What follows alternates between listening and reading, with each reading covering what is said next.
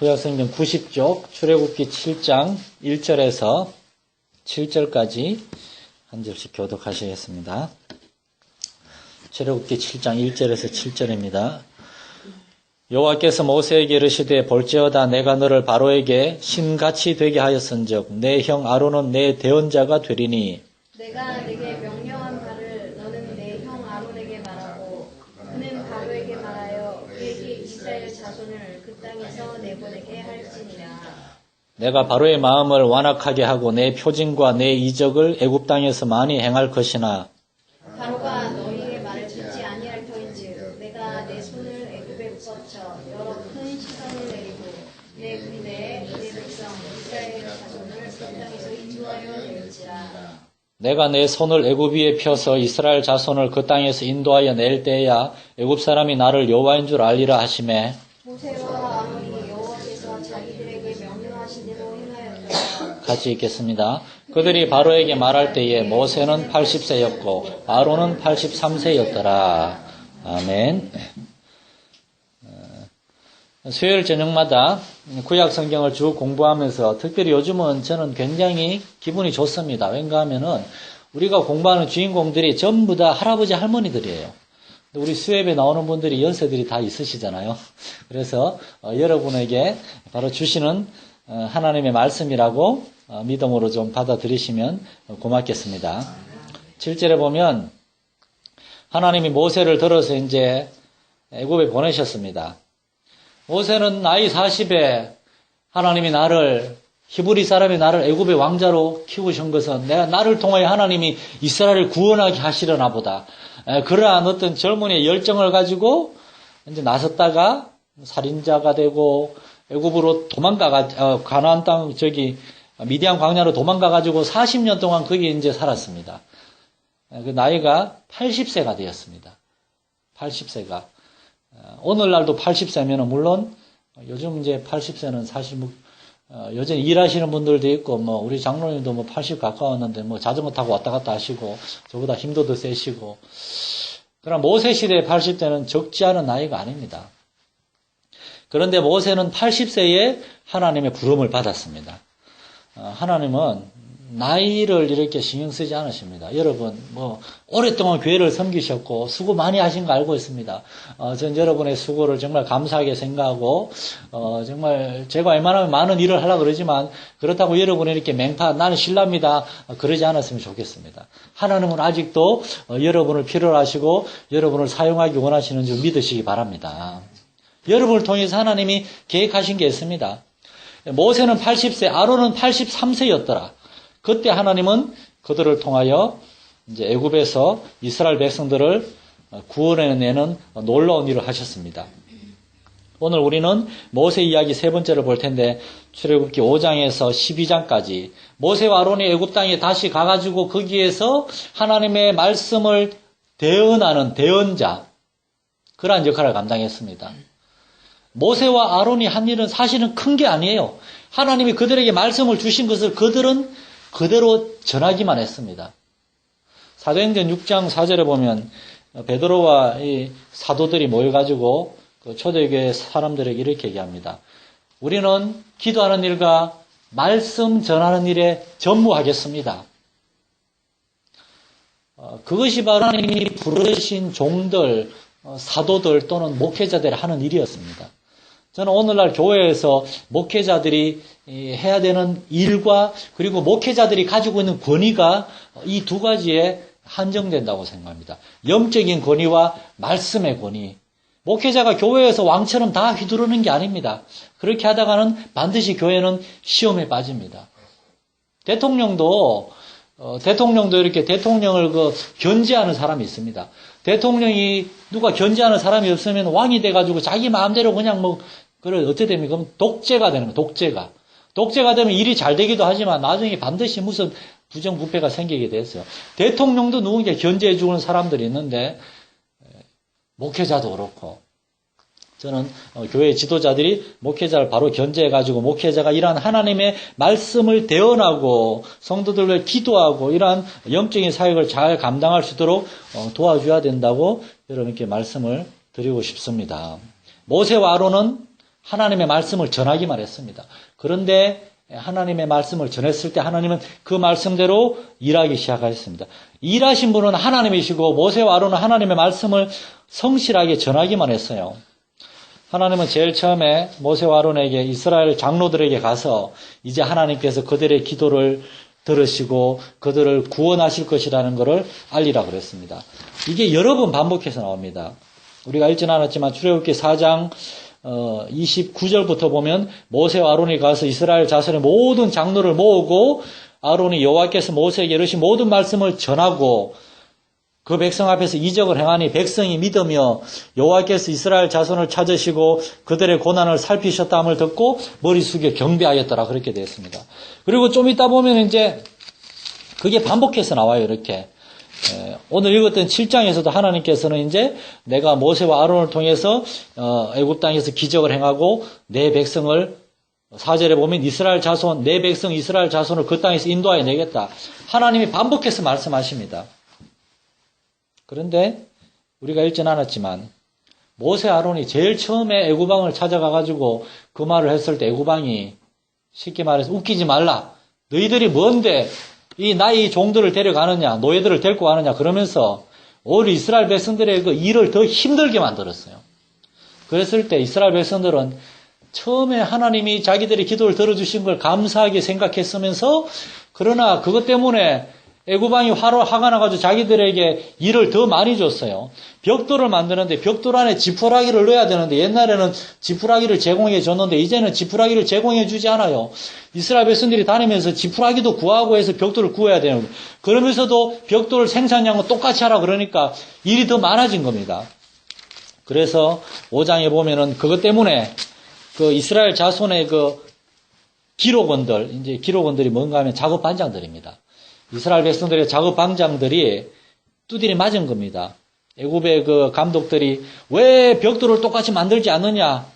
모세 아론 때문에 우리 왕이 화가 나가지고 너희한테 짚을 주지 않지만 벽돌은 똑같이 만들라 그랬는데 왜 벽돌의 수요를 전과 같이 채우지 않느냐 하면서 이스라엘 자손의 그 작업 반장들을 막 때리니까 이 작업 반장들이 모세와 아론을 길에서 보고는 막 욕을 합니다. 너희가 우리를 바로의 눈과 그의 신하의 눈에 미운 것이 되게 하고 그들의 손에 칼을 주어 우리를 죽이게 하는도다. 처음에는 하나님이 모세와 아론을 통하여 자기들을 구원하실 줄 알고 좋아했는데 이 자기들이 원하는 방식의 구원이 아니고 오히려 자기들이 더 힘들게 되니까 이제는 막 원망하는 겁니다. 처음에 이렇게 교회에 나오신 분들 보면은, 교회에 나오면은 무조건 우리가 전도할 때 사실 좋은 얘기를 많이 하잖아요. 교회에 나오면 하나님의 복을 주시고, 하나님의 자녀들에게 지혜도 주시고, 교회에 나오면 다 잘 될 거라고. 근데 다 잘 됩니까? 안 될 때도 있거든요. 그러면은 초신자들 가운데선 이순 거짓말했다 그러면서 시험에 들어가지고 뭐, 교회 안 나온다 그러기도 하고, 뭐, 그럴 줄 알았다 그러기도 하고. 예수를 믿으면서 우리는 때때로 너무나 좋은 것들, 그러한 것들만 막 기대하고 그러지만 예수님은 솔직히 말해서 나를 따라오려거든 자기를 부인하고 자기 십자가를 지고 나를 따르라고 말씀하셨거든요. 십자가의 길, 고난의 길, 자기 부인의 길. 그리스도 예수의 사람들은 그 육체와 함께 정과 욕심을 십자가에 못 박았다고. 탐심이 모든 악의 근원이라고.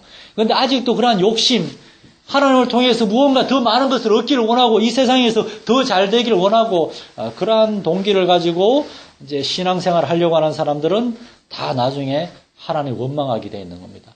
이스라엘 자손들의 그 작업 반장들이 다 그런 건 아니지만 일부 그 지도자들이 하나님 우리를 구원해 준다 그래놓고 오히려 왜 우리가 일이 더 많아지고 더 힘들어졌다고 우리가 매질을 당하고 있다고 이게 뭐냐고. 이 사람들이 원하는 구원의 방식하고 하나님이 허락하시는 구원의 방식이 다른 겁니다. 그렇다고 하나님을 원망하고 있었던 겁니다. 우리가 신앙생활하면서 때때로 우리는 우리가 기대하는 것대로 하나님이 응답하시지 않거나 우리가 원하는 대로 하나님 우리 앞길을 인도하시지 않을 때도 있습니다. 우리는 크고 넓은 길을 원하고 우리의 기도고 하는 대로 하나님이 다 들어주시길 원하고 그러지만 하나님의 뜻은 때때로 다른 데 있을 수도 있습니다. 그러므로 가장 중요한 건 무엇입니까? 우리가 원하는 걸 하나님 앞에 막 이렇게 막 강요하는 것이 아니고 하나님이 우리에게 원하시는 것이 무엇인가? 그것을 먼저 구하고 찾고 깨닫는 것이 가장 중요한 것인 줄 믿으시기 바랍니다. 기도에서 가장 중요한 것은 하나님의 마음에 합한 기도. 하나님의 마음에 합한 기도. 그래서 우리가 하나님의 말씀을 들어야 되고 읽어야 되고 하나님의 말씀을 이제 깨달아야 되는 겁니다. 하나님은 이제 일하시기 시작합니다. 하나님은 이제 7장에서부터 모세와 아론에게 말씀하여 이르시되 내가 이제 너희를 통하여 애굽 땅에서 이적을 보이겠다 하면서 이제 그 애굽의 기적을 행하시는데 첫 번째 기적이 뭡니까? 그 이제 지팡이가 뱀이 되는 거 말고 하나님이 애굽에 10가지 재앙을 내리시는데 첫 번째 재앙은 7장 14절부터 보면은 애굽의 모든 물이 다 피가 되는 겁니다. 그런데 그 시작이 어딘가 하면 나일강에서부터 시작이 됩니다. 나일강을 치면은 나일강 물이 피가 될 것이다. 그러면서 그 나일강에 시작해서 애굽의 모든 냇가와 모든 호수 그런 것들이 전부 다 피가 됐습니다. 이 나일강은 애굽인들에게 있어서 젖줄이었습니다. 나일강 삼각주라고 거기에서부터 애굽의 모든 도시들이 융성했는데 하나님은 나일강을 치심으로 애굽 사람들이 가장 의지하던 그러한 자기들의 생명줄과 같은 나일강을 치심으로 하나님께서 애굽 사람들이 의지하는 것들 그것들보다 더 전능하신 분이라는 걸 보여주고 있는 겁니다. 두 번째 재앙은 개구리가 막 온 땅에 올라와가지고 막 사람들 가운데 이렇게 7일 동안 개구리가 그냥 막 온 사람들 사는 것에 막 뛰어다니는 겁니다. 세 번째 재앙은 티끌이 이가 되는 것. 모세가 명령해서 지팡이로 땅에 티끌을 훅 부니까 모든 먼지들이 다 이가 됐습니다. 근데 이가 이제 우리말에는 이라고 되어 있는데 원래 원어에는 이가 아니고 이렇게 날아다니면서 사람을 무는 걸라고 되어 있기 때문에 그 애국과 같이 더운 지방에 이게 모기가 아닐까 생각해요. 모기. 실제로 모기가 다니면 사람 물면 막 전염병도 많이 생기잖아요. 그리고 네 번째 재앙은 파리. 그 다음에 다섯 번째 재앙은 뭡니까? 가축에게 질병이 생깁니다. 이러한 재앙들, 개구리, 그리고 그리고 파리, 그리고 가축에게 생기는 이러한 전염병들, 이러한 것들은 전부 다 하나님께서 애굽의 모든 술사들과 애굽 사람들이 믿고 섬기는 모든 우상들, 그것들보다 더 강하다는 거예요. 애굽의 술사들이 처음에는 자기들도 이렇게 지팡이로 뱀을 만들고 물을 이렇게 붉은색으로 피처럼 보이게 하고 그랬지만 시간이 지나면서 애굽의 술사들이 자기들이 할 수 없는 그러한 기적들이 막 전염병들이 막 생기는 걸 보면서 이제 포기하는 겁니다. 그리고 여섯 번째 재앙은 이제 사람들과 짐승의 몸에 이제 막 종기가 생기고 여기에서부터 이제 하나님이 사람들의 몸에 이제 재앙을 내리기 시작합니다. 그리고 일곱 번째 재앙에 하늘에서 큰 우박이 내리고 우박이 이렇게 맞아 죽는 사람들도 생기고 여덟 번째 재앙은 메뚜기가 온 땅을 덮어서 그 나일강 삼각주에 수많은 사람 농사를 짓는데 그 모든 그 농작물들을 다 먹어 치우는 겁니다. 그리고 아홉 번째 재앙은 태양이 3일 동안 사라집니다. 그래서 캄캄한 흑암이 3일 동안 있습니다. 태양은 애굽 사람들에게 있어서 태양신 라, 태양신 라. 애굽 사람들이 가장 숭상하는 신이 라라고 하는 태양신입니다. 그리고 애굽 사람들의 왕 바로는 태양신의 아들이라 그래요. 그러니까 아홉 번째 재앙에 하늘에 태양이 사라지게 만든 건 하나님이 너희들이 가장 숭배하는 그 신보다 하나님이 더 강하시다는 것을 보여주는 겁니다. 그래서 12장 12절에 보면 이런 말씀이 있습니다. 하나님께서 이렇게 말씀하세요. 내가 애굽 사람들만이 아니라 애굽의 모든 신들까지도 다 심판했다고. 이것이 바로 하나님께서 9가지 재앙을 통해서 애굽에 행하신 것들입니다. 그런데 놀라운 것은 이렇게 하나님이 행하시는데도 애굽의 왕 바로는 처음에는 그러한 막 엄청난 재앙을 보고 알겠다. 내가 너희들을 내보낼 테니까 재앙이 없어지게 해라 그랬다가 나중에 재앙이 사라지면은 다시 마음이 완악해집니다. 계속해서 반복해가지고 재앙이 있을 때는 바로가 이렇게 내가 너희를 내보내겠다 그랬다가 재앙이 사라지면 다시 거짓말을 해요. 그래 바로의 마음이 다시 완악해지니라 그게 반복이 됩니다.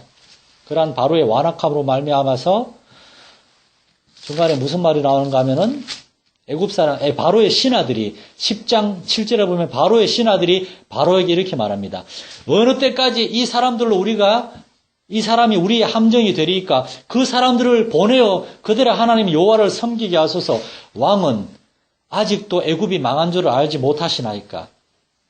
바로가 하도 고집을 부리고 이스라엘 백성을 내보내지 않고 재앙으로 막 애굽이 점점 막 황폐해 가니까 바로의 신하들까지도 바로는 뭐 신과 같은 존재인데 바로의 신하들이 감히 바로의 얼굴도 못 쳐다봐요. 근데 바로한테 그냥 이건님 정신 차리라고 지금 애굽이 마음을 알지 못하냐 이렇게 막 대들기까지 하는 겁니다.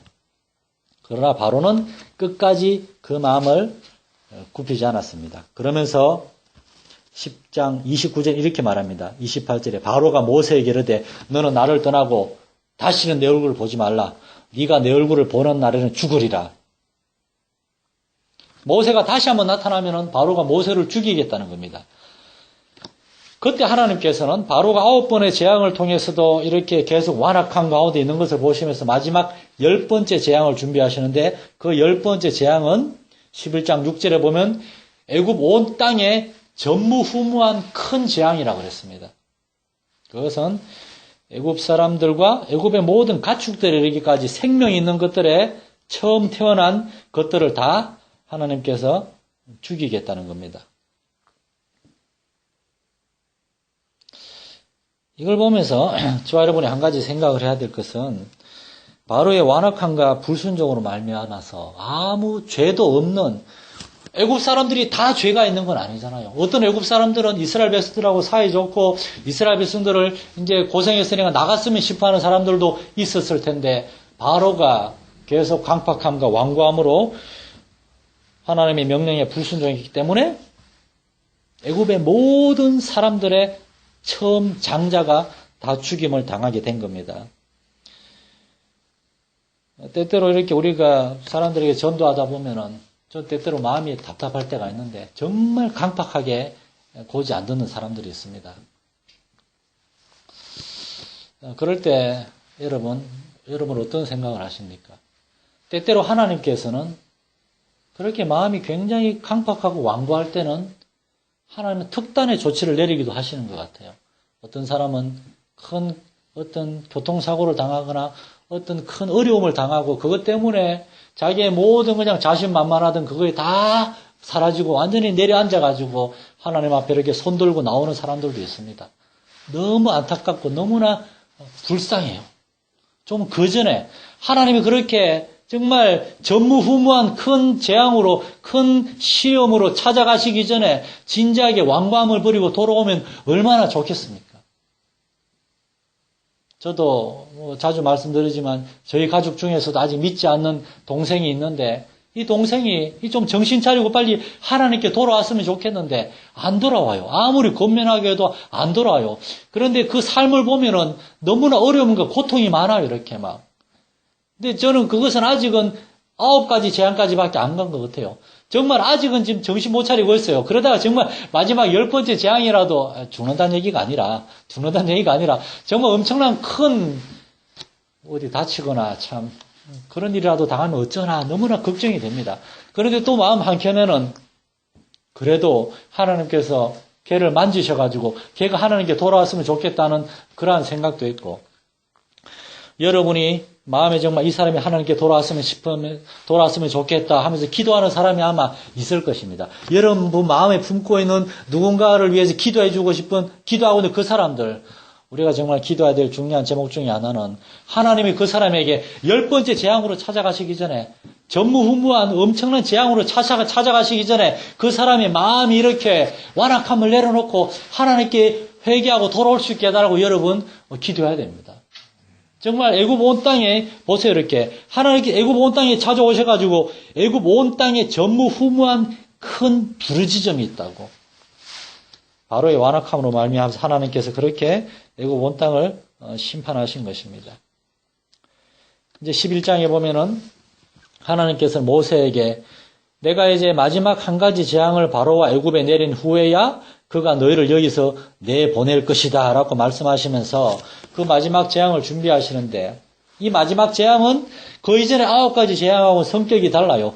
그 이전에 9가지 재앙은 이스라엘 사람들은 그냥 고센 땅에서 지켜보기만 하면 됐어요. 그러면은 하나님이 내리신 모든 재앙들이 이 고센 땅에는 있지 않아요. 그러나 저기 애굽 사람들의 땅에는 막 있는 겁니다. 그걸 이스라엘 사람들은 그냥 지켜만 보면 됐어요. 이때까지는 이스라엘 사람들이 할 일이 하나도 없었어요. 하나님이 다 행하셨습니다. 하나님께서 마치 이스라엘 백성들에게 너희는 가만히 서서 내가 행하는 큰 구원을 보라. 그렇게 말씀하시는 것 같았어요. 그러나 10번째 재앙에는 이스라엘 백성들이 해야 할 일이 있었습니다. 그거 뭔가 하면은 하나님의 천사가 정말 애굽 땅의 모든 사람들의 집에 찾아와서 그 집에서 사람이나 가축이나 처음 태어난 장자를 다 치실 때에 살아남기 위해서는 이스라엘 사람들은 어린 양을 잡아가지고 그 어린 양의 피를 문지방이나 또는 문 위에, 문설주에 이렇게 다 칠을 해놔야 됐습니다. 만약 그 칠을 해놓지 않으면은 하나님께서 그 집 안으로 들어가셨을 것입니다. 그러면서 이제 하나님께서 이제 12장 출애굽기 12장 13절에 보면 12절 13절 이렇게 나와 있습니다. 내가 그 밤에 애굽 땅에 두루 다니며 사람이나 짐승을 막론하고 애굽 땅에 있는 모든 처음 난 것을 다 칠 것이다. 내가 이 땅을 칠 때에 그 피가 너희가 사는 집에 있어서 너희를 위하여 표적이 될지라. 내가 피를 볼 때에 너희를 넘어가리니 재앙이 너희에게 내려 멸하지 아니하리라. 하나님 이스라엘 사람들의 집에 그 문지방의 피를 보면은 그 집은 통과한다는 겁니다. 그 통과한다가 영어로 pass over, 유월, 넘어간다 그럽니다. 그래서 유월절을 영어로 뭔가 하면 Lord's Passover라고 하나님의 넘어가심 그런 뜻입니다. 넘어가는 거예요. 말 그대로 유월하다가 이렇게 6월달을 6월절이라 안 그러고 6월하다 그게 넘어간다는 뜻이잖아요. 이 구약성경 메시지는 우리에게 무엇을 생각나게 합니까? 구약성경은 예수님이 이 출애굽의 사건은 예수님이 태어나기 1500년 전에 일어났던 사건인데 그러나 이 사건은 예수님이 이 땅에 오셔가지고 우리 모든 사람들의 죄를 위하여 돌아가심으로 우리가 그 예수님의 십자가의 죽음을 믿고 그 예수님이 나를 위해 피 흘리셨다는 것을 믿을 때에 우리의 마음속에 예수님의 피가 자리하는 겁니다.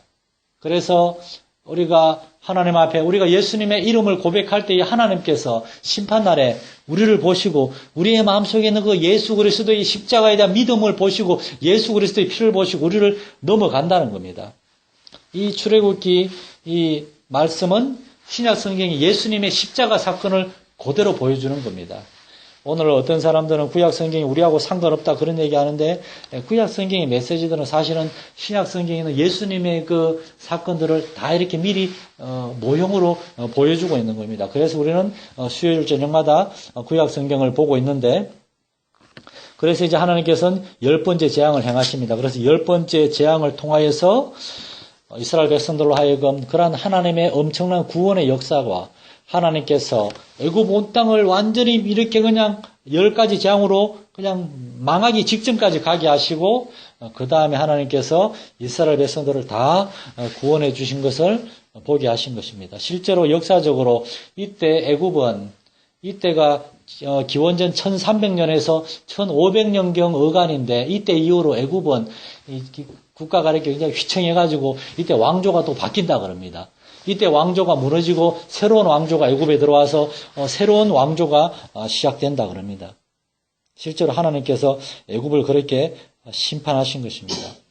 그래서 출애굽기 12장 37절에 보면 이제 이스라엘 자손이 람셋을 떠났다고. 람셋은 고센 땅에 있는 한 성인데 고센 땅에 비돔과 람셋이라고 하는데 그 람셋에서 떠나가지고 이제 가나안 땅을 향해서 출발하는데 이때 뭐라고 하는가 하면 유아 외에 한글 성경에는 그냥 유아 외라고 되어 있지만 영어 성경에는 여자와 아이들 외에 보행하는 장정이 60만 가량이라고.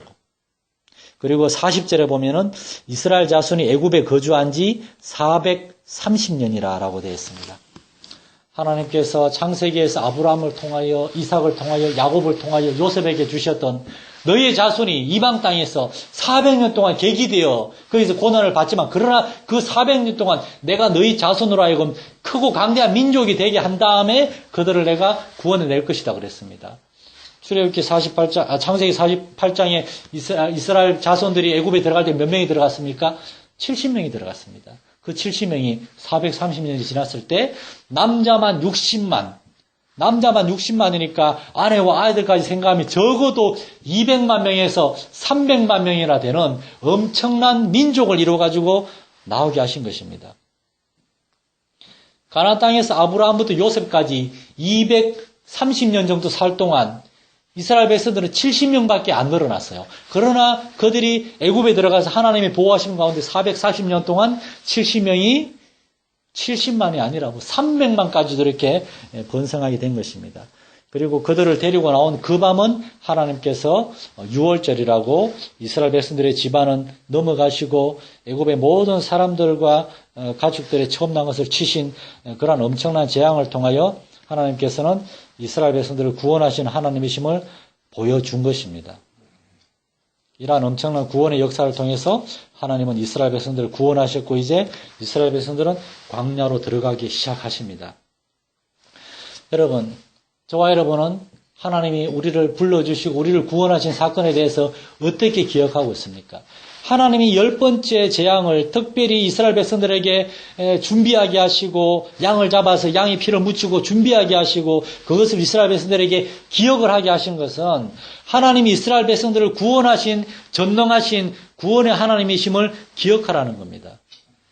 오늘날 우리 역시 하나님이 우리를 찾아오셔서 우리를 불러주시고 우리를 구원하신 사건, 이것이 우리의 삶에 있어서 가장 중요한 구원의 기억과 감격이 되어야 되겠습니다.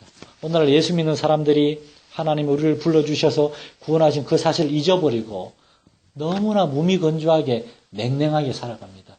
시편 51편에서 다윗은 하나님께 그렇게 기도합니다. 주님, 내 안에 구원의 즐거움을 회복시켜 달라고. 내가 하나님께 구원받았다는 그 사실이 얼마나 기쁘고 감사한지를 회복시켜 달라고. 오늘 우리가 매일 매순간 살아갈 때에 우리에게 많은 어려운 일들이 있습니다. 힘든 일들이 있습니다. 그러나 그때그때 우리는 때때로 우리 자신을 돌아보세요. 거울을 보세요. 우리가 너무나 세상 사람들하고 똑같이 힘들어하고 불평하고 근심하고 염려 걱정하고 살아가고 있지 않는가? 이게 아닌데 나는 오늘 밤에 하나님이 나를 불러주신다 하더라도 나에겐 저기 영원한 하늘나라가 있는데 하나님이 나를 구원해 주셨는데 그 하나님이 나의 삶을 지켜주시고 인도해주고 계시는데 그러한 사실, 하나님이 나를 찾아오셨고 나를 자녀 삼아주셨다는 그러한 구원의 확신과 감격, 그러한 것들이 여러분에게 언제나 살아있으시기를 축원합니다. 그러한 것들이 살아있을 때 우리는 하나님 앞에 기도할 수 있는 것입니다. 하나님, 애굽에 찾아오신 것처럼 나의 삶 가운데 찾아오셔서 능력을 행하신 하나님, 나의 지금 이 문제 가운데도 찾아오셔서 나의 기도에 응답하시고 나의 삶을 새롭게 하여 주옵소서. 여기 보니까 아마 성도님들은 여러분 자신보다 아마 여러분의 자녀들을 더 걱정하고 더 많이 기도하실 것 같아요. 여러분의 자녀들도 하나님이 지켜주시고 인도해 주시는 줄 믿으시기 바랍니다. 우리에게 찾아오신 하나님이 우리 자녀들의 삶 가운데도 찾아와 달라고 기도할 수 있는 저와 여러분 되시기를 축원합니다.